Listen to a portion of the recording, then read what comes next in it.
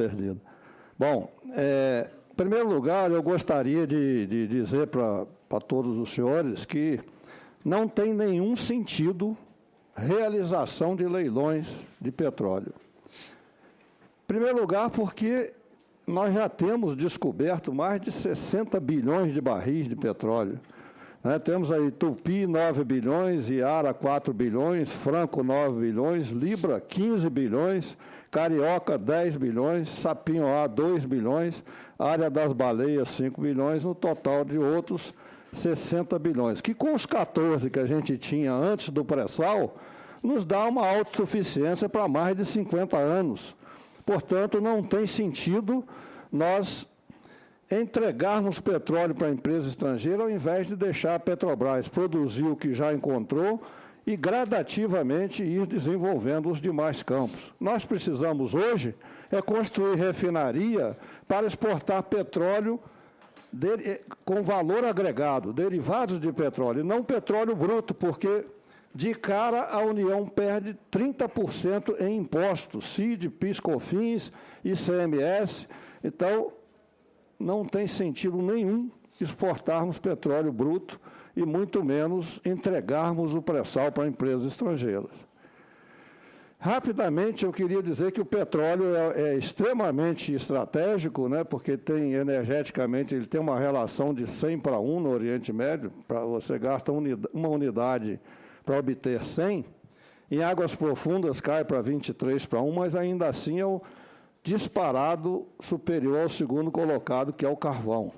A biomassa dá uma média de 1 para 1. Então, outra função estratégica é na petroquímica, que nós temos aí 3 mil produtos hoje, que na petroquímica, computadores, etc., fertilizantes, componentes eletrônicos, que são vindos do petróleo, para substituir esses derivados de petróleo, se levaria aí de 25 a 30 anos com alto investimento. Então, os países desenvolvidos, irresponsavelmente, se tornaram refém desse produto, E a partir dos anos 80, o consumo passou a superar o descobrimento. E hoje nós temos a alarmante proporção de que para cada barril que se descobre, 4 são consumidos.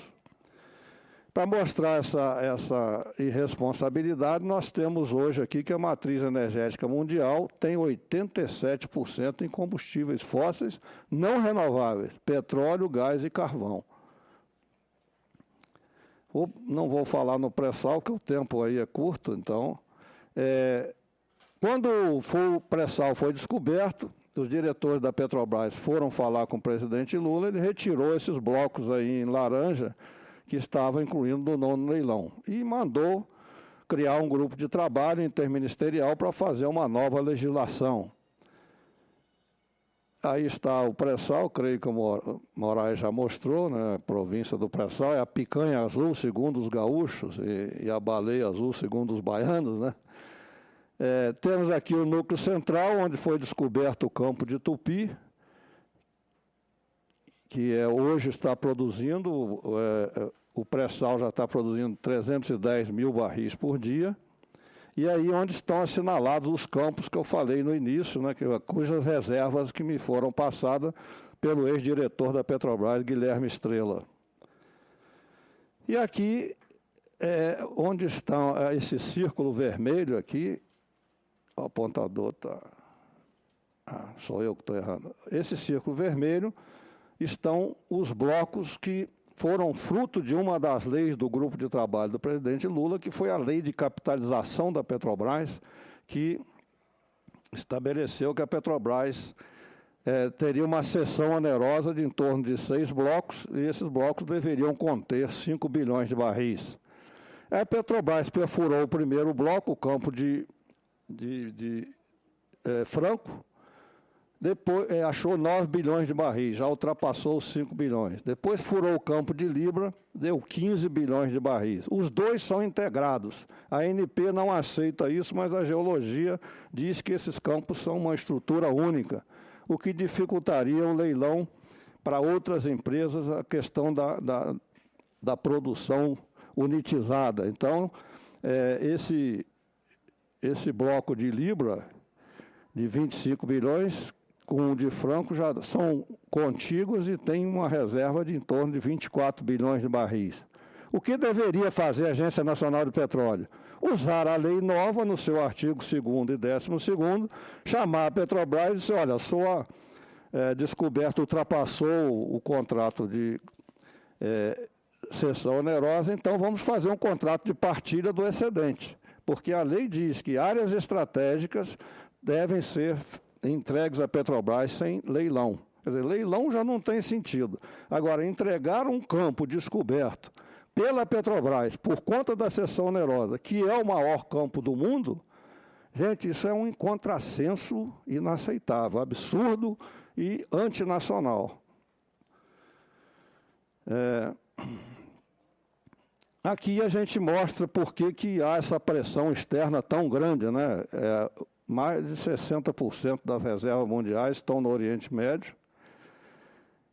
Os Estados Unidos têm uma reserva hoje de 30 bilhões de barris, se nós computarmos o shale gas, que está se mostrando um fracasso retumbante, não só por ter uma depressão de mais de 40% ao ano, mas como a água com produtos químicos injetada para fraturar o reservatório contamina violentamente o meio ambiente. Então, tem filmes aí, inclusive da Rede Globo, mostrando nos Estados Unidos o absurdo que é a poluição dessa água que causa no meio ambiente, inclusive deformação de animal e afetação de pessoas. Então, mas mesmo assim, os Estados Unidos têm uma reserva de 30 bilhões, consomem 10 bilhões por ano, portanto, está numa insegurança energética brutal, assim como toda a Europa, assim como a Ásia, que são os países mais desenvolvidos. Então, quando aparece o pré-sal, se reativa a 4ª frota americana para proteger, entre aspas, o Brasil, mas na realidade o Atlântico Sul, no Atlântico Sul estão Brasil e a Argentina havia desnacionalizado o seu petróleo. Portanto, o Bush reativou a 4ª frota para proteger, entre aspas, o Brasil, ou seja, para pressionar o governo e as instituições brasileiras para entregar essa riqueza para os americanos. O outro conjunto de pressionadores é o Cartel Internacional do Petróleo, que está alojado no Instituto Brasileiro de Petróleo, que lá na audiência da ANP eu chamei de Instituto Beneficente das Petroleiras Estrangeiras, porque além de pressionar para abrir leilões, para entregar uma área que eles tiveram em mãos durante 13 anos e não investiram nada, querem agora que o governo brasileiro entregue na mão grande. Então, isso aqui é o pico de produção mundial que a Agência Internacional de Petróleo negava, mas agora, com o shale gas, deu uma folga aos Estados Unidos, ela admitiu que o pico de óleo convencional já ocorreu em 2013. Então, a tendência agora é uma queda fortíssima e os países estão numa insegurança energética brutal, por isso querem o nosso petróleo. Rapidamente, nós tínhamos a lei do monopólio estatal do petróleo, que foi quebrada em 95 com a emenda número 9, e aí, para regulamentar, foi feita uma lei ordinária em todos os aspectos, legislativos e real, que é uma lei incoerente, ela tem artigos conflitantes, né? O artigo 3º diz que as jazidas de petróleo pertencem à União, os direitos de exploração pertencem à União, mas é o artigo 26, que é o artigo feito pelo lobby aqui no Congresso, que diz que quem produz o petróleo é dono dele, gerando uma obrigação de pagar apenas 10% de royalties em dinheiro.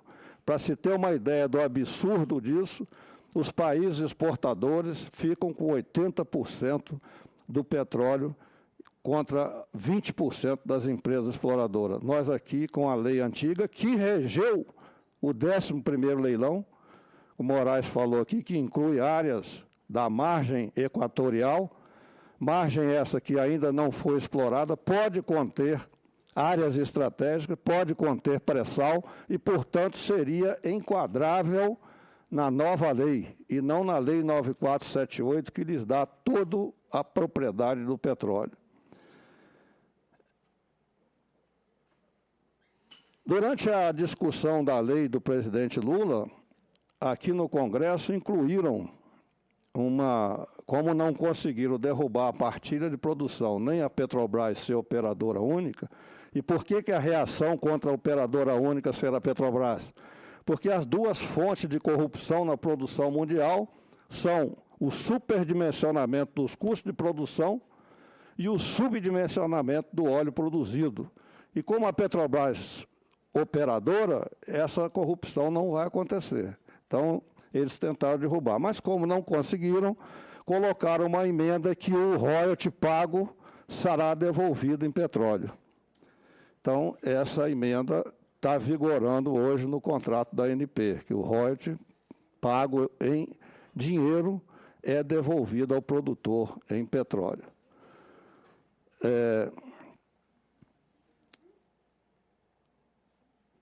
Temos aqui algumas mostras, né, da pressão do IBP, da Fiesp, da ONIP. ONIP é a Organização Internacional de Industriais do Petróleo, sobre o Congresso, sobre a ANP, sobre o Senado, sobre o Judiciário, né? Então, o telegrama aqui, o Wikileaks publicou, saiu na grande mídia, que é favorável ao capital estrangeiro, portanto, é insuspeito, né? Mas diz assim: Patrícia Pradal, diretora da Chevron: a estratégia das petroleiras para barrar o novo marco regulatório é fazer um forte lobby no Senado por meio do IBP, da Unip e da Fiesp. Fizeram 8 audiências, sendo 6 no Senado e 2 na Câmara. Outro telegrama do consulado diz: as petroleiras não terão mais, como em outros países, a propriedade, sendo o regime de concessão. No pré-sal, o modelo é de partilha, que a União é a dona. Para Carla Lacerda, da ExxonMobil, o controle da Petrobras sobre as compras de equipamento, tecnologia e serviços poderá prejudicar os fornecedores americanos. Então, eles não queriam que a Petrobras fosse operadora única. Os telegramas revelam a insatisfação das petroleiras com a nova lei, em especial com a Petrobras sendo operadora única, e como elas atuaram no Senado para tentar mudar a nova lei, inclusive o contrato de partilha, e recomendaram, e aí é importante a gente frisar isso, é preciso atuar com muito cuidado para não despertar o nacionalismo dos brasileiros. Mostra bem a estratégia, né? Então, agora, Moraes já cobriu bastante, mas vou falar um pouquinho sobre o 11º leilão, que foi regido pela lei de Fernando Henrique, a 9478. O petróleo é todo do produtor, que só paga 10% de royalties em dinheiro. E no mundo, os países exportadores ficam com 80% do total do petróleo produzido. Foi incluída a margem equatorial, também o Moraes já falou, área que a Petrobras ainda não explorou e que pode ter áreas estratégicas ou mesmo pré-sal, que no caso tem que ser regida pela nova lei e não cabe mais a lei 9478/97. Agora, vindo para o 12º leilão, ele é específico para um campo de Libra, esse que a Petrobras descobriu por conta da cessão onerosa, e lhe foi tomado porque excedeu os 5 bilhões. A estimativa inicial é que fosse encontrado 5 bilhões, né? Mas a Petrobras pagou pelos campos com o título do governo. Com esses títulos, o governo recomprou ações da Petrobras e passando a participação governamental no capital social de 38% para 48%. Isso foi uma ótima engenharia financeira, mas quando a Petrobras perfurou o primeiro campo de Franco, achou cerca de 9 bilhões de barris, já ultrapassou os 5. Quando perfurou Libra, com 15 bilhões, aí já deu 24. O que teria que acontecer pela nova lei? Uma negociação, contrato de partilha, a Petrobras contrataria com a União o excedente, cerca de 19 bilhões de barris. Então, o que a ANP fez? Retirou o campo da Petrobras, retomou o campo e vai leiloar um petróleo descoberto, risco zero, o maior campo do mundo hoje. E uma coisa desse tipo só acontece em país militarmente ocupado. Não pode acontecer num país democrático. Aí fizemos os questionamentos na audiência pública, na segunda audiência pública do 12º leilão. Por que a ANP criou no edital a exigência do operador A em todos os consórcios. Se, por lei, a Petrobras é a operadora única dos campos do pré-sal, existe a intenção do governo de estrangular ainda mais a empresa, inviabilizando a sua atuação? Nessa questão da pressão externa, senador Paim, veio pessoalmente o vice-presidente americano, Joe Biden, falar com a Dilma e foi falar com a Graça. No meu entender, ele foi dizer, ó, Dilma, leiloa a Libra ou desiste da reeleição. E foi dizer para a Graça, não participe desse leilão, compre o mínimo que você puder, senão o bicho vai pegar. Porque é o que está acontecendo. Ao mesmo tempo que, ilegalmente, o governo manda a Petrobras importar derivado e vender mais barato para as suas concorrentes, que não repassam para a população, qual é a ideia? É inviabilizar a Petrobras como operadora, porque vamos ver na frente mais indícios disso aí. Então, por que exigir o operador A se o operador A, por lei, é a Petrobras? Segundo, a lei estabelece um percentual fixo do excedente em óleo, quer dizer, do óleo lucro. Ganha o leilão quem der um percentual maior do óleo lucro. Mas a ANP estabeleceu uma variação, uma tabela de variação desse óleo lucro, desse percentual. Isso significa ainda estabelecer um valor monetário para esse percentual. Então, duas coisas surgem aí de dúvidas. Primeiro, a ideia de pagar a Petrobras em dinheiro e não em petróleo, como manda a lei, por que estabelecer um valor do petróleo? Por que estabelecer um valor variável do percentual do petróleo? Aí tem uma tabela, senador, que nas condições mais favoráveis, quando um poço produzir acima de 24 mil barris e o preço do petróleo for acima de $170, o consórcio abre mão de 3,9% do seu percentual para a União. Mas quando as condições forem ruins para os dois, ou seja, produção abaixo de 4 mil barris por dia e dólar a menos de 60, o preço do barril a menos de $60, a União abre mão de 26,9% para o consórcio. Quer dizer, é um favorecimento explícito. Se as condições forem maravilhosas, o produtor abre mão de 3,9% ou 3,7%. Quando as condições forem péssimas para os dois, a União abre mão de 26,9% para o produtor. É uma coisa estranhíssima. Isso não está previsto em legislação nenhuma, não existe isso. Nós vamos entrar com uma ação judicial contra isso.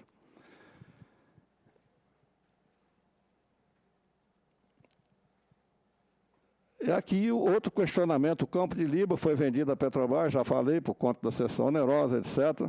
Né? A ANP tomou o campo e vai leiloar. Qual a lógica para isso? Existe isso no mundo, a não ser em país militarmente ocupado? Questionamento sobre o bônus de assinatura. O bônus de assinatura estabelecido de 15 bilhões vai eliminar as empresas brasileiras e dificultar muito a participação da Petrobras num campo que já era dela, para perfurar, já era da União cedida a ela. A ideia é entregar esse campo mesmo para o cartel internacional do petróleo. O que a nação ganha com isso?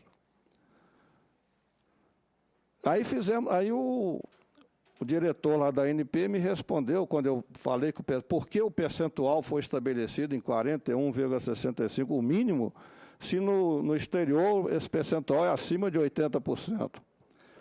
Aí o diretor lá me respondeu que nas contas dele a União vai acabar ficando com 75% do petróleo. E o ministro Lobão também falou essa bobagem.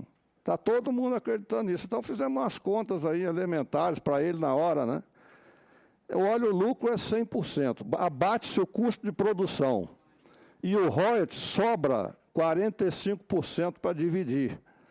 Se o vencedor der 60%, que já vai ser uma benesse, porque estabeleceram 41,5%, a União vai ficar com 27% e o consórcio vai ficar com 40% do custo de produção, mais 15% do royalties que lhe será devolvido em petróleo e mais 18% que é a sua parte do óleo lucro. 73% do petróleo vai para o consórcio, dos quais a Petrobras fica com 30%, portanto 21,9%. Então, da onde o ministro e a ANP tiraram esse 75%, eu estou procurando até hoje. É por essa razão, por esse erro de contas, é que está se entregando o pré-sal para cobrir o déficit em transações correntes, porque no governo Fernando Henrique começou um processo selvagem de desnacionalização das empresas brasileiras. Então, os novos proprietários dessas empresas começaram a remeter lucro para o exterior, e aí gerou um déficit de transações correntes, e aí o governo brasileiro começou a incentivar a vinda de dólar de qualquer maneira para tapar o buraco. E aí vem dólar para especular na Bolsa, é o chamado capital motel, ficam à noite, ganham dinheiro, vão embora, e vem dólar para comprar empresas brasileiras eficientes, lucrativas. Só que aí essa remessa de lucro vai aumentando cada vez mais. O cara que especula vem com $1, remete 2. O que compra empresas nacionais remete pelo menos 30% ao ano por lucro. Em 3 anos ele já pagou o seu capital e começa a exportar ativos brasileiros, começa a exportar o patrimônio nacional. E aí hoje esse déficit em transações correntes já está em 45 bilhões de dólares, está projetado chegar a 75 bilhões de dólares no fim do ano, e se for colocar o pré-sal para financiar isso, ele vai todo embora e o Brasil não vê o resultado desse dinheiro. Então, não tem sentido. Pré-sal é para o bem do povo brasileiro, não é para pagar superávit primário, nem para cobrir transações correntes, que é fruto de um modelo econômico absolutamente equivocado. Como é que se faz isso, então? Tem que se entregar os campos para a Petrobras, porque ela não remete lucro para o exterior, estanca essa sangria de remessa de lucro. Tem que se refazer a política industrial brasileira, que não existe, porque quando eu entrei para a Petrobras, o presidente Geisel permitiu que ela comprasse equipamento no exterior até pelo dobro do preço. Isso permitiu que comprasse no Brasil até pelo dobro do preço no exterior, desculpa. Então, isso permitiu que no Brasil formasse 5.000 fabricantes de equipamentos de petróleo e 2.000 prestadores de serviço, de projeto, inspeção, manutenção. Veio o Collor, tirou a vantagem do Geisel. Veio o Fernando Henrique, jogou a pá de cal, criando o Repetro, um decreto que isenta as empresas estrangeiras de imposto de importação e não isenta as nacionais. Resultado, senador, 5.000 empresas foram desmontadas. E então, as que restaram, hoje foram compradas pela General Elétrica e outras internacionais. Então, quando se fala que o conteúdo nacional tem que ser X%, não quer dizer nada. Conteúdo nacional é qualquer empresa que esteja situada no Brasil. Conteúdo nacional, hoje estamos defendendo o interesse de empresas estrangeiras. Então, tem que ter uma política industrial que... Seguinte, Petrobras é que tem que produzir e aplicar no Brasil, gerando tecnologia, gerando desenvolvimento. Recriar condições para que o empresariado nacional refaça o parque de empresas genuinamente brasileiras. E aí se estanca a sangria da remessa de lucro, que virou uma bola de neve perniciosa, que se continuar nesse ritmo, não para nunca. Então, senador, há uma desinformação imensa no setor petróleo. Eu diria que quando a presidente Dilma viu que deu o segundo turno, pediu para a gente, para a EPET, dar para ela um discurso, a gente mandou o pré-sal, é a maior oportunidade que o Brasil já teve de deixar de ser o eterno país do futuro para ser uma potência financeira, econômica e tecnológica. A presidente traduziu e botou: o pré-sal é o nosso passaporte para o futuro, e entregar o pré-sal é jogar dinheiro fora. O país precisa desse recurso. Então, eu não estou entendendo que a presidente Dilma está, não sei se pressionada a nível de vir o presidente aqui, e se fosse o caso, vir o Obama também, ou se, não sei o que está havendo. Eu acho que a presidente tem que retomar o seu discurso nacionalista e continuar o avanço causado pelo presidente Lula, quando derrogou essa maldita Lei 9478 e fez um novo projeto para passar de concessão para partilha, e a partilha de produção retoma a propriedade para a União. Então, acho que a presidente Dilma tem que rever um pouco essa questão. Na questão que o senhor pediu aí sobre terceirização, nós temos aqui uma revista do Ministério Público que mostra que a Petrobras tinha, em 2002, 120 mil terceirizados. Hoje, como o Moraes já mostrou, são 360 mil. A terceirização vulnerabiliza a Petrobras. Primeiro, porque não mantém a tecnologia na empresa. Pode, inclusive, espiões industriais colocarem técnicos para fazer espionagem industrial na Petrobras. Hoje nós temos no centro de pesquisa, 50% dos pesquisadores são terceirizados e levam isso daí para a empresa que lhe pagar, que lhe comprar mais caro, né? Então, nós vemos que o terceirizado é um explorado por gigolôs de mão de obra, que não lhe dão treinamento, não lhe dão assistência médica, não lhe dão vantagens sociais, exploram profundamente esses trabalhadores e muitas das vezes não lhes pagam aquilo que é devido, obrigando-se a apelar para a justiça, né? Temos, enfim, uma insegurança muito grande. Isso aí está acontecendo no Brasil inteiro. Estou aqui com o setor elétrico, está com o mesmo problema, acidentes ocorrem, né? Tem, enfim, uma insegurança grande para os trabalhadores e para o contratante. A Petrobras fica vulnerável, não só porque coloca trabalhadores não treinados, não treinados no nível que ela dá, porque ela não pode treinar os terceirizados, então ela não pode dar treinamento, eles são fatores de risco tanto para eles como para as instalações por falta de treinamento. Além disso, o fato do trabalhador estar inseguro reduz drasticamente a sua capacidade de trabalho, reduz drasticamente as suas condições emocionais e, portanto, não tem o mesmo desempenho que um trabalhador que faz um trabalho com segurança. E temos aí uma média de 80 mil terceirizados, 80 mil concursados que não conseguem entrar para a Petrobras. Fizeram o concurso, tem primeiro colocado do cadastro de reserva que não foi chamado. Então, nós temos um absurdo completo. Você tem 80 mil empregados que se projetaram com o concurso, passando mais de 10 concorrentes por pessoa, e não tem hoje uma chance de entrar na Petrobras e mostrar a sua capacitação.